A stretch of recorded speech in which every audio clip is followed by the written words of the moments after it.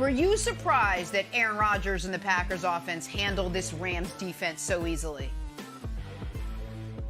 I wasn't surprised at all. It was everything that I envisioned. And while I do think the Green Bay Packers offense has been the most consistent offense of any team in the National Football League all season, I just wasn't surprised that this happened against the Rams. And, I thought the Rams would pose problems up front, and I was watching that closely, but the Green Bay Packers offense did a great job of containing Aaron Donald and allowing Aaron Rodgers to get the ball out of his hands quickly, which is what they do. And everybody else was just compliments. Aaron Jones, he did what he's always done and what we expected him to do, run the football effectively. And, Devontae Adams played great.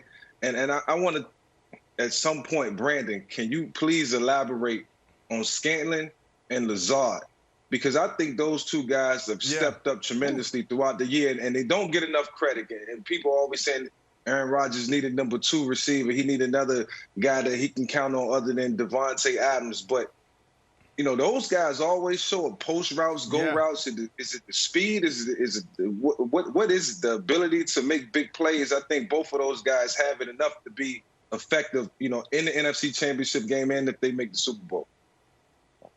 They just need to be available, Vic. That's the thing. When you got a dog number 1 receiver in Devontae Adams on one side, and then you have these two guys or, even the tight ends on the other, all you need is to be available. Because what's going to end up happening, you're going to see cover 0. You're going to see one-on-one against the number 2, number 3, number 4 option in the secondary. So all you got to do is beat your man. And I'm going to be honest with you.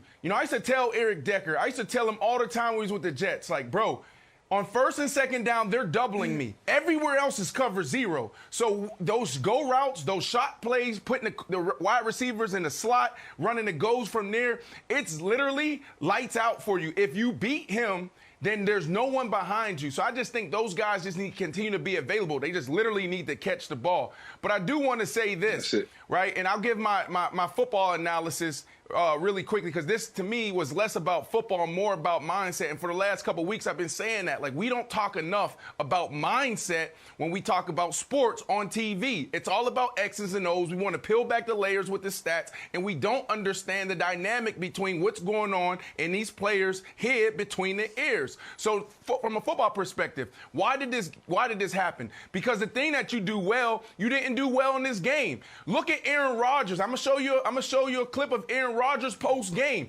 You have the best defense in the National Football League. You also have Aaron Donald. You have all these guys up front. There's no blade of grass on his jersey.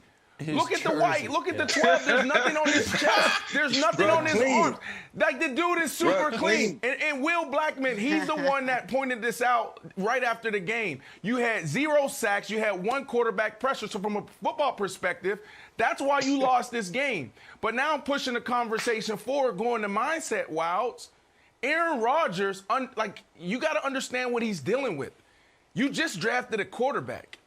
You pretty much wasted my career. You got 1 Super Bowl out of me. This may be the last opportunity that I have to get it done. So when you have that type of mentality, that championship mentality, you're going to go into every practice, every meeting, every game, just next level. The Tom Brady's of the world, the Michael Jordans of the world, the Serena Williams of the world, they just transcend to a whole nother level mentally, and sometimes we don't talk about it enough. So for me, Wilds, it was more about Aaron Rodgers and less about just X's and O's in football. All right. I'll give you something about mindset, Brandon. I went to a vacation on the Caribbean one time, and I was going to jump off the boat and go swimming. And so, yeah, there's sharks in here, so you got to be careful. I said, well, I'm not jumping. I'm very nervous. And then we went somewhere else. I was like, are there sharks here? And they're like, no, there's no sharks. So like, oh, yeah, great day then. Great day for Aaron Rodgers. Let's go swimming. Cannonballs off the boat. That's what happened to Aaron Rodgers. Aaron Donald was nowhere to be found. I should have known this, and I feel lied to, Nick, when I should have known this, when he's like, he's wearing a military-grade protection. I'm like, you know what? That doesn't sound good at all. And the idea that's like, well, he's out. He had 0 sacks. But, next man up. Yep. Next man up doesn't work. There is no next man up. This proves that he's a defensive player of the year. It's like saying next man up if it's like Tom Cruise in Top Gun 2. Tom Cruise is out. Next man up. Nope. The whole thing falls apart. The secondary falls apart. Everything falls apart. That's right. So it's brutal that Aaron Donald played about half the snaps, and it proves that he's the defensive player of the year, because if he's not right, the whole thing goes down.